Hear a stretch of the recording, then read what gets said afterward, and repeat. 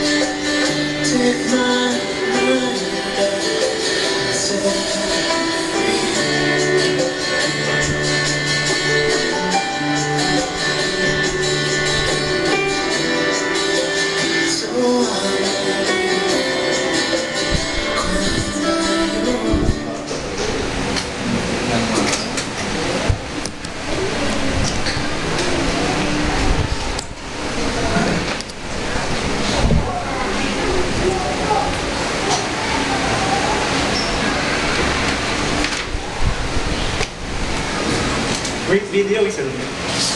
Ang ganda. Iturot. Ilang beses ko na napanood yung video niya. Every time I watch it, can't help but to really be tearful, sad, but happy at the same time. Nakarelate ba kayo? Nakarelate kayo sa storya and the first 3 talks that we had in RCLP. And we are already on our 4th talk, and sabi nga ng ating team leader kanina that we are ending our first CLP module, which is entitled Basic Truths About Christianity. And the most basic truth is that God loves every one of us. Tama? We discussed it in our talk number 1, which is God's love. And he said that he loves us so much and that he made us in his own likeness. And nagkaroon lang ng problema, we do apart from God, and so God sent his Son to redeem us para eventually makasama niya ulit tayo in heaven. So we sent his Son suffered, and he died on the cross para masave tayo eventually. Jesus has done so much for us, and now is the time to respond. Now is the time to prove our love to Him. But how do we respond? Our proper response is repentance and faith. Ito yung sa simula pa lang ng ministry ni Jesus, lagi niya nang sinasabi sa atin, go and repent and believe the gospel. Just like in Mark 1, verses 14 to 15, the kingdom of God is come near. Repent and believe the good news. We need to repent to reform our lives. We need to repent to reform our lives. And that's repentance. But we also need to believe in the gospel, in Jesus, and the message He brings. And that's faith. Okay? Repentance and faith go together. Sabi nga, 2 sides of the same coin. Hindi pwedeng pag-hiwalayin. Repentance and faith go together. It's a double action response. We cannot just have one with the other. Parang si Jack and Jill, Romeo and Harmony. So hindi pwedeng pag-hiwalayin. Sabi nga, to just reform without believing in Him and His plans and promises ay kulang. To just reform, pagsisi tayo, at hindi naman tayo naniniwala sa Kanya, that would be kulang. For example, nagsisi tayo sa ating kasalanan, nag-repent tayo, and sabi natin, Lord, gusto ko lang mabuhay ng diretso. So we made a U-turn, a 180-degree turn. Hindi 360 kasi pag 360 bumalik ka lang sa dati mo direction. So if I'm going this way, and I said, Lord, mag-U-turn ako. So, ang direction ko na bago ngayon would be that way. Sabi natin, Lord, I want to live a good life. Go, bago na ako. Biglang may dumating na trahedya. May kasakit, may namatay, bankrupt tayo. And kulang ang faith natin, naguluhan tayo. Baka hindi natin ma-handle situation, so mag-backslide din tayo. So kulang. Second naman, to simply believe in Him without reforming, naniwala tayo, pero hindi naman tayo nagsisisi. Kulang.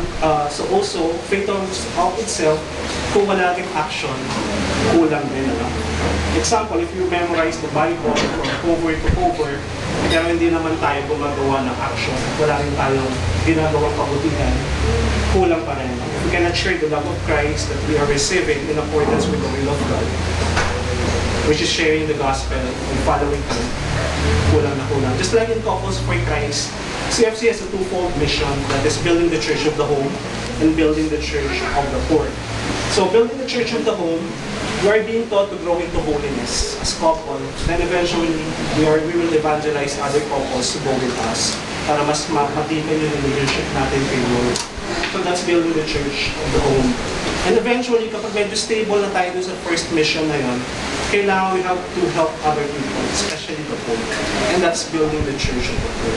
Those are the twofold missions ng Couples for Christ.